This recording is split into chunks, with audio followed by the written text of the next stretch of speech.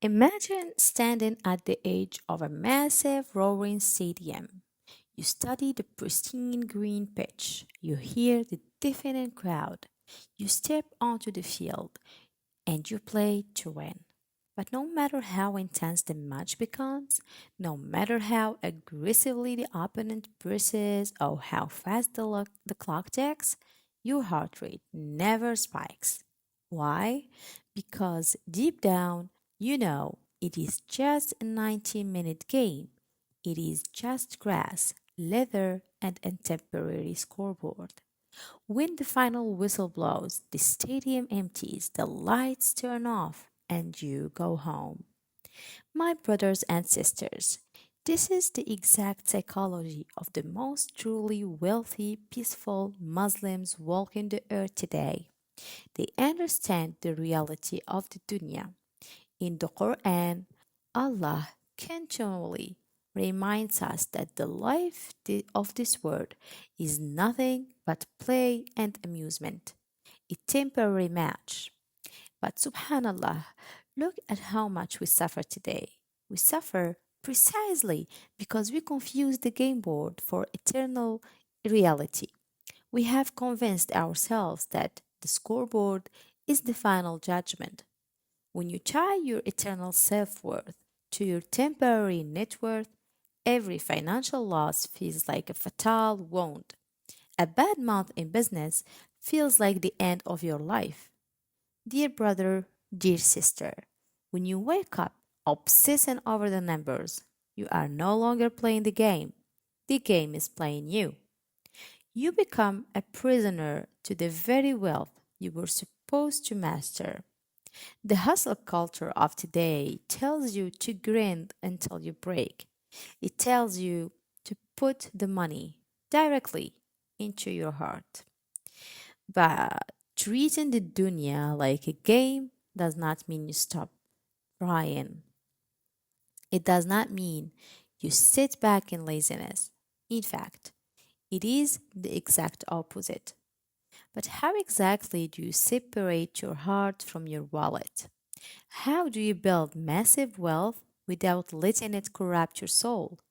To understand this, we have to look at the mindset of the Sahaba, the Prophet's companions, alayhim salam. When you know it is just a game, you play fearlessly. You make the bold investments. You launch the business. You tie the camel with absolute ihsan. We are ordered to build, to invest, to create the best solutions for our communities. We play to win the match. The profound difference is where we store the results. The prosperous Muslim puts the money in their hand, never in their heart. MashaAllah, when the wealth is in your hand, it is a tool. You can use it to build a masjid, support your family, and create freedom.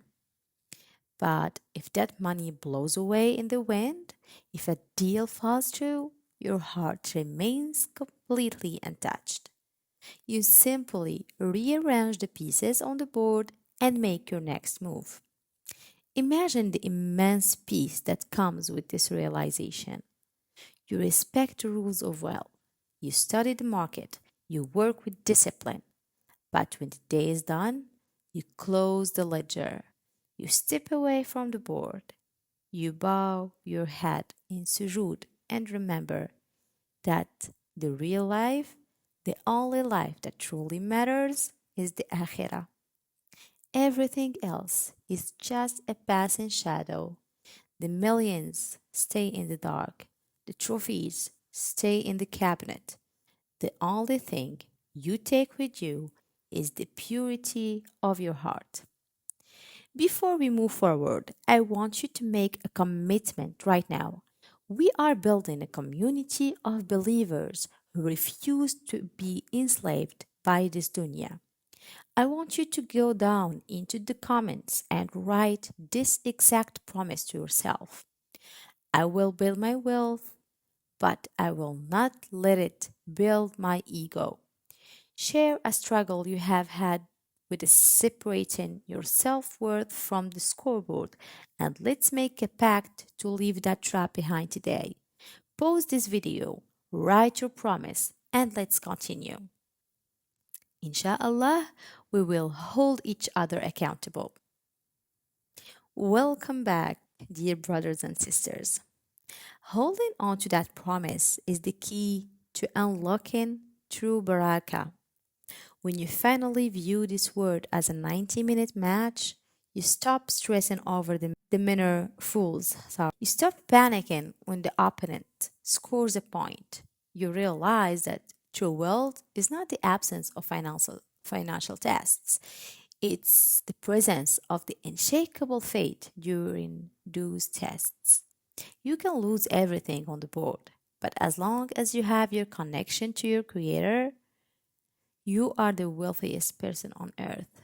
Treating the dunya like a game allows you to play fearlessly, to build relentlessly, and to sleep peacefully. But let me ask you a critical question. What happens when the scoreboard severely turns against you? When the market crashes? When the money completely dries up? How do you maintain the exact peace when the numbers drop into the red? In the next video right here, we uncover the exact psychology of Muslims who never ever panic over money. Click the video on the screen right now, and I will see you there.